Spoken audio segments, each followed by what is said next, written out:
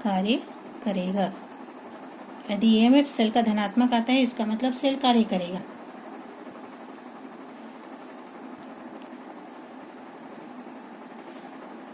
Spontaneous का मतलब होता है, जैसे देखो जिंक, डैनियल सेल के लिए अपन देखे थे कि जिंक और कॉपर को यदि अपन जोड़ते हैं, ठीक है, जिंक और कॉपर को यदि अपन सॉल्ट ब्रिज के द्वारा जोड़ते हैं, जिंक अर्ध सेल और कॉपर अर्ध सेल को, जिंक और कॉपर अर्ध सेल को जैसे अपन सॉल्ट ब्रिज के द्वारा जोड़ते हैं, तो इलेक्ट्रॉन का फ्लो जो है जिंक से किसकी तरफ होती है, कॉपर की तरफ। इलेक्ट्रॉन की फ्लो कहाँ से होती है, जिंक से कॉपर की तरफ। ये अपने आप होता है, ये अपने को करना नहीं पड़ता है, क्योंकि ये ज़्यादा क्रियाशील है, तो ज़्यादा क्रियाशील होने के कारण वो इलेक्ट्रॉन देखता है, इसलिए इलेक्ट्रॉन जो है वो कहाँ जाता है, जिंक से कॉपर की ओर। लेकिन इसको अपन बोलेंगे स्वतः होने वाली अभिक्रिया। लेकिन यदि अपने को मान लो इलेक्ट्रॉन का ट्रांसफर क्या करना है, कॉपर से जिंक की ओर यदि करना है, ठीक है, कॉपर से जिंक की ओर करना, तो ये हमारे लिए संभव नहीं है, ये अपने आप तो होगा नहीं, क्योंकि ये ज़्यादा क्रियाशील है। तब अपने को किसी बाहरी स्रोत का जरूरत पड़ेगा, जैसे बैटरी का यूज़ करना पड़ेगा या दूसरी एनर्जी का उपयोग करना पड़ेगा, तब जाके अपन कॉपर को किसमें, कॉपर से इलेक्ट्रॉन कहाँ ट्रांसफर हो सकता है, जिंक को। तो इसको बोलेंगे नॉन स्पॉन्टेनियस। इसको क्या बोलेंगे, नॉन स्पॉन्टेनियस या असतः होने वाली अभिक्रिया, ठीक है। और ये क्या होगी, स्वतः होने वाली अभिक्रिया, मतलब अपने आप हो रही है। इसके लिए हमको कोई बाहरी ऊर्जा की आवश्यकता नहीं है। ऐसा यदि अपने को करना, मतलब उल्टी अभिक्रिया यदि अपने को करवाना है, तो अपने को किसी बाहरी ऊर्जा की आवश्यकता पड़ेगी, और उस समय अपन बोलेंगे असतः होने वाली अभिक्रिया है। समझ रहे हो, ठीक है। तो ये होती है स्वतः और असतः होने वाली अभिक्रिया। तो जो अपने आप होता है, ठीक है, जो अपने आप होता है उसको बोलेंगे स्वतः होने वाली अभिक्रिया। और जो अपने आप नहीं होता है, मतलब यदि अपने को उल्टा अभिक्रिया करवाना है, तो फिर अपने को किसी बैटरी या दूसरा सोर्स की आवश्यकता पड़ेगी, जिससे कि जिंक से जिससे कि कॉपर से इलेक्ट्रॉन का ट्रांसफर जो है जिंक की तरफ हो। इसको अपन बोलेंगे असतः होने वाली अभिक्रिया, ठीक है। तो यदि ईएमएफ जो है सेल पॉजिटिव आता है, इसका मतलब वो धनात्मक है, ठीक है। इसका मतलब अभिक्रिया स्वतः होगी और सेल जो है स्पॉन्टेनियस होगा और सेल जो है कार्य करेगा। उसी प्रकार एक, ये तो दूसरा कंडीशन हो गया। इसके बाद तीसरा कंडीशन क्या हो सकता है, यदि मान लो हमारा ईएमएफ जो है यहाँ पर जो है वो नेगेटिव आ जाए, मान लो कितना हो जाए, नेगेटिव आए, ठीक है। यदि ईएमएफ यहाँ पर नेगेटिव आता है या ऋणात्मक आता है ना, ऋणात्मक होता है, तो इसका क्या मतलब होता है, इसका मतलब सेल जो है वो क्या हो जाएगा, इसका मतलब सेल जो है वो असतः होने वाली अभिक्रिया है, मतलब नॉन स्पॉन्टेनियस रिएक्शन होगा। यहाँ पर क्या होगा, नॉन स्पॉन्टेनियस रिएक्शन होगा, ठीक है। और सेल जो है उस समय क्या होगा, कार्य नहीं करेगा।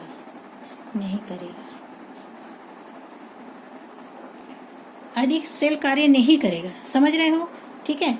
तो यहाँ पर सेल कार्य, देखो सेल ईएमएफ यदि पॉजिटिव हुआ तो धनात्मक सेल कार्य करेगा। यदि सेल यहाँ पर कार्य नहीं करेगा, ठीक है, ये ईएमएफ जो है वो नेगेटिव आ रहा है, तो सेल कार्य नहीं करेगा। तो यदि अपने को सेल को कार्य कराना है यहाँ पर इस तरह से, तो मान लो यहाँ पर एनोड था और डबल बॉन्ड, यहाँ पर क्या है, कैथोड है।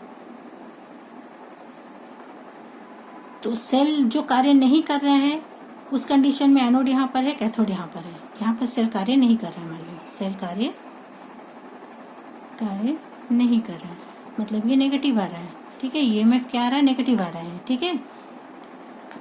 यदि अपने को पॉजिटिव बनाना है, इसको सेल कार्य करे, मतलब सेल कार्य करे, यहाँ पर कर नहीं रहा था, यहाँ पर यदि अपने को पॉजिटिव बनाना है तो क्या करना पड़ेगा, कैथोड को एनोड बनाना है और एनोड को क्या करना पड़ेगा, कैथोड बनाना पड़ेगा। तो सेल जो है वो क्या करना पड़ेगा, कार्य करने लगेगा।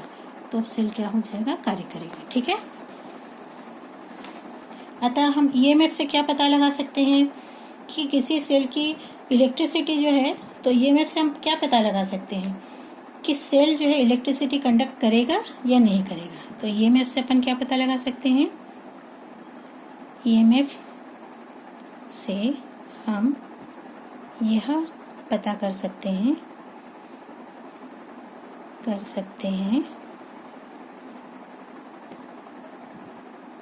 कि सेल इलेक्ट्रिसिटी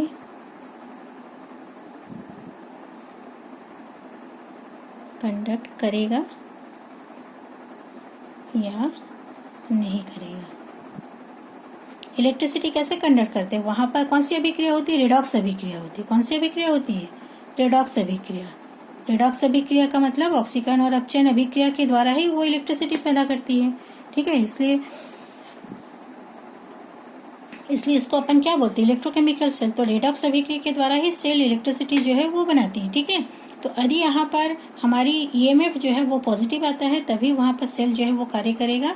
यदि जीरो आता है तो भी नहीं हो सकता, क्योंकि वो साम्यावस्था में आ जाएगा। यदि नेगेटिव हो जाएगा तो भी वहाँ पर वो इलेक्ट्रिसिटी कंडक्ट नहीं कर सकता है। ठीक है। एक शब्द देखो और आता है, इसको अपन बोलते हैं सांद्रता सेल या कॉन्सेंट्रेशन सेल बोला जाता है। सांद्रता सेल या कॉन्सेंट्रेशन सेल जो होता है ये भी कभी कभी आता है, सांद्रता सेल। देख लो यदि ये शब्द कभी आता है तो सांद्रता सेल किसको बोलते हैं। सांद्रता सेल क्या होता है, इसमें क्या होता है कि इलेक्ट्रोलाइट कॉन्सेंट्रेशन, यहाँ पर जो मेटल जो होता है सेम होता है। हम एनोड और कैथोड के लिए सेम मेटल यूज़ करते हैं। जैसे मान लो हम यहाँ पर एक जिंक रॉड ले लिए, इसको एक बीकर में डाल दिए और जिंक आयन के विलयन में हम इसको डाल दिए। ठीक है, ये मान लो जिंक है। अब अपन एक दूसरा भी इलेक्ट्रोड ले लेते हैं, ये भी मान लो जिंक का ही है। इसको भी अपन क्या करते हैं, जिंक के आयन के विलयन में डुबा दिए। ठीक है, दोनों जिंक हो गया। ठीक है, यहाँ पर दोनों इलेक्ट्रोड अपन ले रहे हैं। लेकिन यहाँ पर क्या होगा, जो इलेक्ट्रोलाइट, ये जो इलेक्ट्रोलाइट लिए हैं इसका जो सांद्रता होगी वो चेंज होगा। इसकी सांद्रता चेंज हो जाएगी। इसकी सांद्रता मान लो कितना है, यहाँ पर भी इसकी सांद्रता मान लो 1 है और इसकी सांद्रता मान लो 0.01 है, ये इसका 2 है। ठीक है, तो अपन सांद्रता चेंज है, इसकी भी सांद्रता यहाँ पर भी क्या है, इसकी भी सांद्रता चेंज है। इसकी सांद्रता मान लो C2 है, C2 मोलर है और इसकी सांद्रता C1 मोलर है, मतलब दोनों की सांद्रता अलग अलग है। ठीक है, मान लो ये 0.01 है तो ये 1 है, या ये 2 है तो ये 1 है, कोई भी दूसरा चेंज हो सकता है। और यहाँ पर भी ये जिंक आयन के विलयन में डूबा हुआ है, तो यहाँ पर मान लो अपन लेते हैं जिंक +2, यहाँ पर भी क्या हो जाएगा, इसकी ये जो इलेक्ट्रोलाइट है ये भी क्या है, जिंक +2 है। ठीक है, और यहाँ पर इसको अपन सॉल्ट ब्रिज के द्वारा जोड़ देंगे आंतरिक विलयन को, और बाहर अपन इसको तार के द्वारा जोड़ देंगे। ठीक है, बाहर इलेक्ट्रॉन के फ्लो के कारण करंट फ्लो होगा और अंदर की सतह पर आयन के कारण धारा प्रवाहित होगी। इस तरह से पूरा कंप्लीट सेल बन जाएगा। क्योंकि इसको सांद्रता सेल क्यों कहते हैं, क्योंकि यहाँ पर दोनों विलयन जो इलेक्ट्रोलाइट या उसमें जो डुबाए हैं दोनों विलयन की सांद्रता क्या है, अलग अलग है। इसका C1 है तो इसका C2 है, लेकिन दोनों जो रॉड है वो क्या है, जिंक का है। ठीक है, दोनों जिंक का है, तो इसलिए अपन यदि सेल रिप्रेजेंटेशन करते हैं, सेल रिप्रेजेंटेशन इसका क्या हो जाएगा, दोनों की M है तो यहाँ पर E0 सेल जब अपन कैथोड माइनस एनोड करेंगे तो वहाँ पर वो कितना हो जाएगा, 0 हो जाएगा, होगा कि नहीं। E0 सेल कितना हो जाएगा, इसके लिए सांद्रता सेल के लिए E0 सेल इक्वल टू कितना हो जाएगा, कैथोड का भी सेम है, जिंक का भी, ये दोनों जिंक है, तो कैथोड माइनस यदि अपन एनोड करेंगे तो ये क्या हो जाएगा, 0 हो जाएगा, क्योंकि दोनों का सेम है। ठीक है, क्योंकि यहाँ पर अपन कैसे करेंगे, कैसे निकालेंगे, E0 Mn, ये क्या हो जाएगा, M माइनस E0 क्या हो जाएगा, फिर से ये इसको सीधा लिख सकते हो, इसको सीधा लिखो कैथोड माइनस ये एनोड, दोनों सेम है तो यहाँ पर ये कितना हो जाएगा, दोनों सेम है तो ये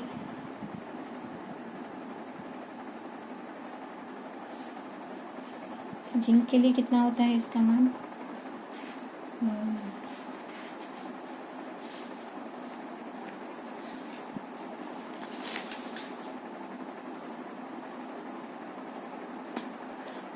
दोनों सेम है तो E0 जो है वो कितना हो जाएगा, 0 हो जाएगा, माइनस 0.76 माइनस 0.76, तो ये कितना हो जाएगा, माइनस दोनों का इक्वल हो जाएगा। ठीक है, तो यहाँ पर देखो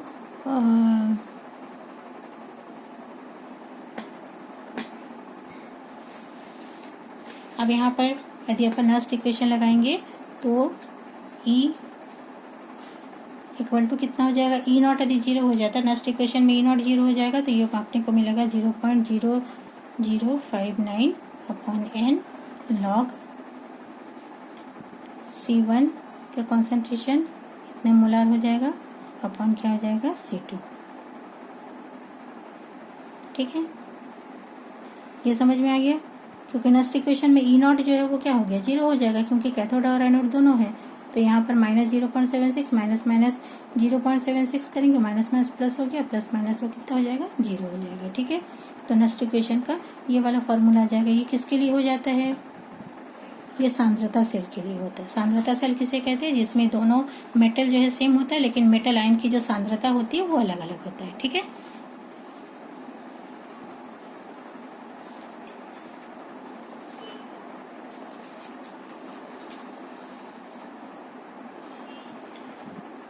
अब आप लोग कुछ सवाल लिख लो, कुछ होमवर्क है। ठीक है, कुछ होमवर्क में से ये होमवर्क आप मेरे को व्हाट्सएप में भी होमवर्क करके दे सकते हो या फिर दूसरे दिन भी दिखा सकते हो। क्वेश्चन लिखो। पहला जो है वो है जिंक इलेक्ट्रोड का प्रश्न पहला, क्योंकि ये यूनिट जो है अब ख़त्म हुआ है। ठीक है, जिंक इलेक्ट्रोड का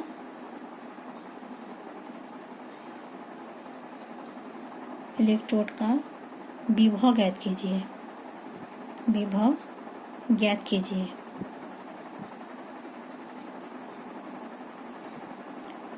यदि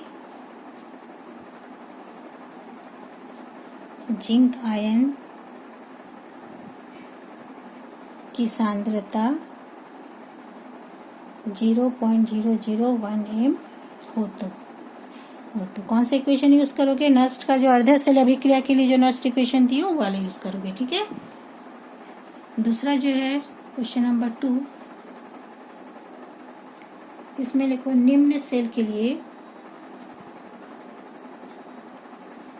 निम्न सेल अभिक्रिया वाले सेल के ई सेल की गणना कीजिए।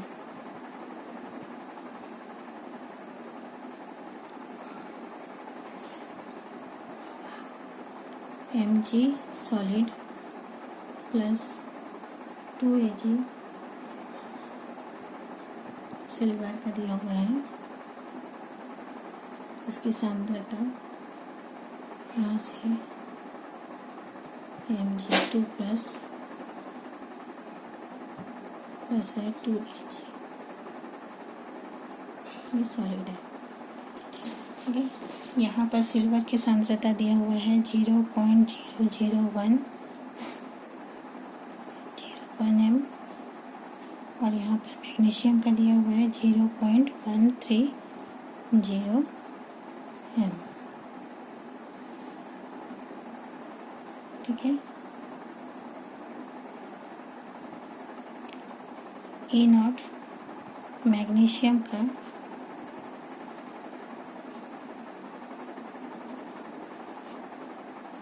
अपचयन विभव का मान दिया हुआ है -2.37 वोल्ट, और E0 सिल्वर का भी देखो वही अपचयन विभव का मान दिया हुआ है, ये है +0.80 वोल्ट। ठीक है, इसमें एनोड कौन सा हुआ, कैथोड कौन सा, ये पहले निकालोगे उसके बाद। ठीक है, तुमको क्या निकालना पड़ेगा, पहले तो तुमको क्या निकालना है, E0 सेल निकालोगे, उसके बाद ई सेल निकालोगे। ठीक है, ये दोनों निकाल के बताओगे।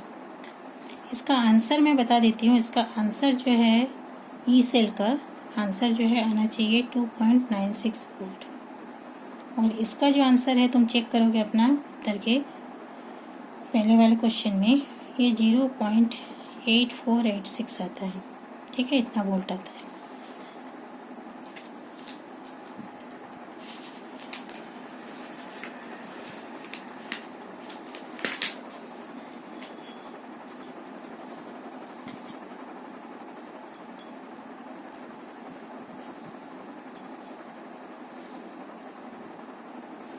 एक क्वेश्चन और ले लो, प्रश्न नंबर 3, सेल विभव की गणना कीजिए। इसमें भी वही है कि दूसरा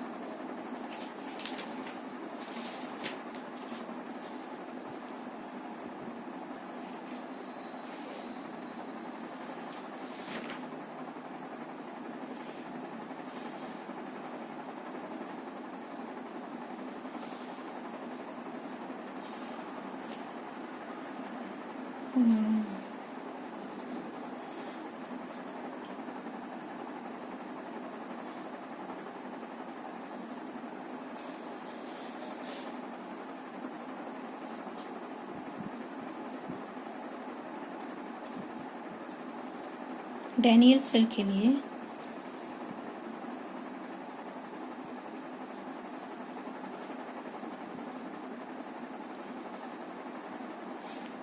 होने वाली, क्वेश्चन को नोट कर लो पूरा, है ना, ये क्वेश्चन जो है इसको सॉल्व करके बताना। होने वाली अभिक्रिया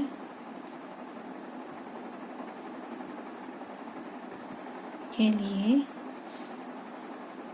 केसी का मान, केसी मतलब साम्य स्थिरांक, साम्य स्थिरांक, ठीक है।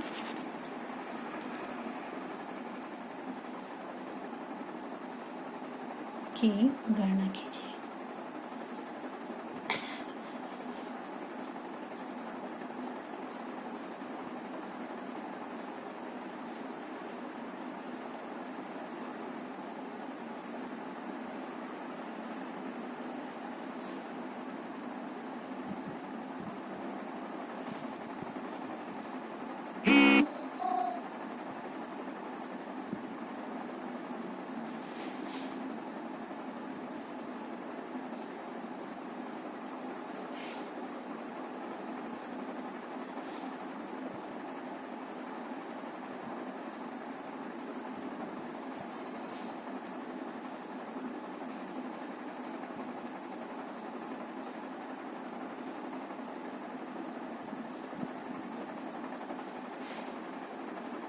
इसके लिए भी केसी का मान आप लोग निकालोगे। अभी मैं फार्मूला जो लिखाई हूँ बहुत सारे, उसमें से भी ये फार्मूला यूज़ करके आप कर सकते हैं।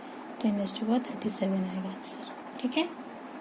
इसको आप लोग ये तीनों इसको सॉल्व करके आप लोग बताओगे, ठीक है। Thank you.